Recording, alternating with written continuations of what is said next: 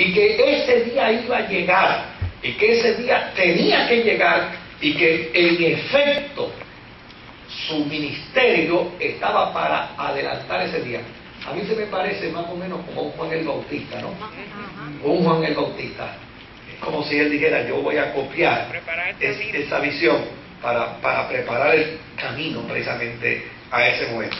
De hecho, un día anunció que él iba a llevar esa multitud hasta la casa del obispo, para allí reclamarle a la iglesia los derechos de los pobres, los derechos de la gente que sufría.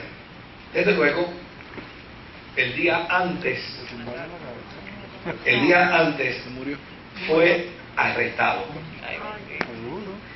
Interesante, ya para esta época existían cañones y aquella gran multitud fue dispersada a cañonazo limpio. Eso fue en Alemania. Sí. Y fue declarado hereje y fue quemado como hereje. Entonces, desde luego, no solamente fue quemado como hereje, sino que la iglesia ordenó que se quemara el templo y se destruyera, donde él ejercía su función pastoral. O sea, a ese nivel había llegado la iglesia. Quien censurara la conducta errática de la iglesia era condenado y era matado, era martirizado. Desde luego, esto no detenía las rebeliones, ¿sabe? Ni los movimientos. Pero como el papado tenía control de los pueblos, tenía control de los ejércitos, cuando se levantaban movimientos de rebelión contra la iglesia de cristianos, el ejército venía y se encargaba entonces de eliminar esa rebelión. Pero estos no fueron los únicos. Estos no fueron los únicos que pretendieron reforma. Hubo otro alemán llamado Eckhard de Horchen. Este señor era un místico neoplatónico. ¿Qué es un místico neoplatónico versus un místico crístico dentro de la fe cristiana? El místico crístico es el que mira a la persona de Cristo para copiarla. El místico neoplatónico, como Eckhart, se miraba a sí mismo, hacía introvisión y se buscaba en sí sus faltas, sus defectos, sus errores, para enmendarlos, para mejorarlos y así convertirse en un mejor ser humano. Este Eckhart fue, obviamente, declarado hereje también, porque llana y sencillamente él no se enfrentaba contra la iglesia, pero enseñaba a la gente a hacer qué cosa. Mira, búscate a ti mismo y encuentra tu relación con Dios en ti mismo. Desde luego, desalentaba el acto cultico, desalentaba el acto religioso, el ritualismo tradicional, él lo desalentaba. Por lo tanto, cualquier atisbo de izquierdismo religioso en aquel tiempo era condenado automáticamente como hereje. Había otro individuo que se llamaba Ruysbrock, que este era un contemplista. Este simplemente lo que decía era: la verdadera experiencia de fe es buscar un lugar agradable, sentarse en él y contemplar la gracia, la misericordia, la provisión, el cuidado de Dios. Claro, sin caer en el panteísmo. Lo que vieron el programa ayer de televisión, yo estaba explicando precisamente ese elemento, porque hubo alguien que le extrañó el que yo dijera que un verdadero cristiano estaba reconciliado con la naturaleza.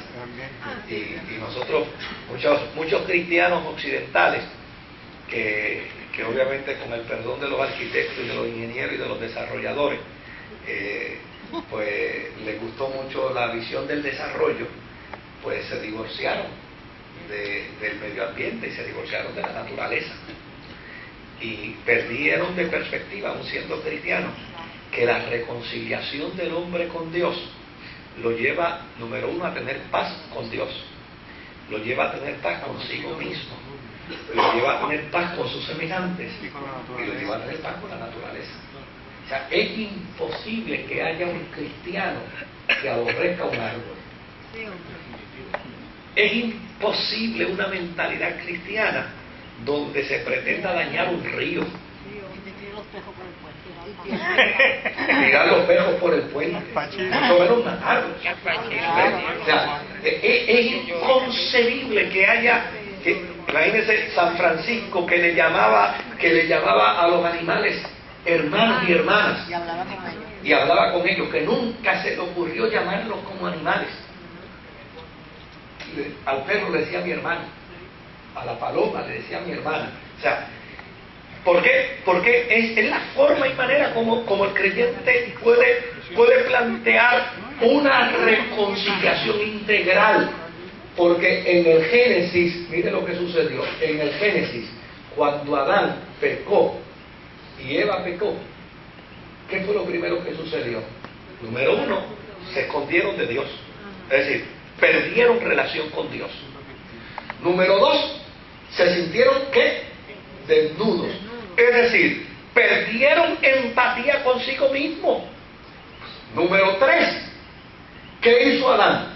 Acusó a Eva, es decir, perdió relación con su semejante. La mujer que tú me diste, esa es la culpable, resuelve el problema con ella, no conmigo, ¿verdad?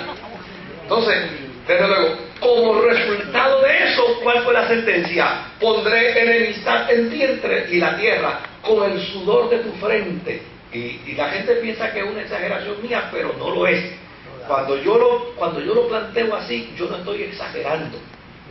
Yo siempre he creído que antes de la caída del hombre, usted sembraba una pepa de mango por la mañana y por la tarde ya estaba cosechando mango. Lista para comer. En microondas. Una predicación dijo, era de el bebé que se no. Y en el caso de la mujer que le dijeron, con dolores parirás tus hijos, yo pienso con toda la honradez, oiga, que ya necesariamente el hombre se juntaba con la mujer por la mañana y por la tarde tenía el bebé ya. Y sin cesárea. Pero la crisis de la irreconciliación con Dios, ¿verdad? Sin dolor y sin nada. Mira, había ese muchacho, ¿no te acuerdas que esta mañana el fruto de nuestro amor? Pero el problema, yo lo hago a manera de broma, ¿no? Pero es para ejemplificarlo.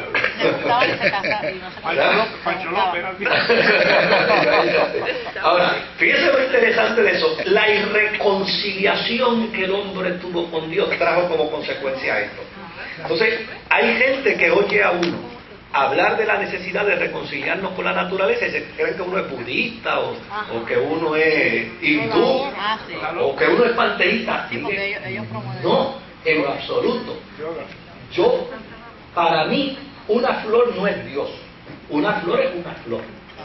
Ahora, el que la hizo es Dios. Entonces, si Dios la hizo, pues yo debo amarla, admirarla, disfrutarla, pero jamás destruirla. Y dejarla tranquila. Entonces, en ese sentido, claro, eso no quiere decir, porque el hombre, el ser humano, debía haber dicho, el ser humano es señor de la creación.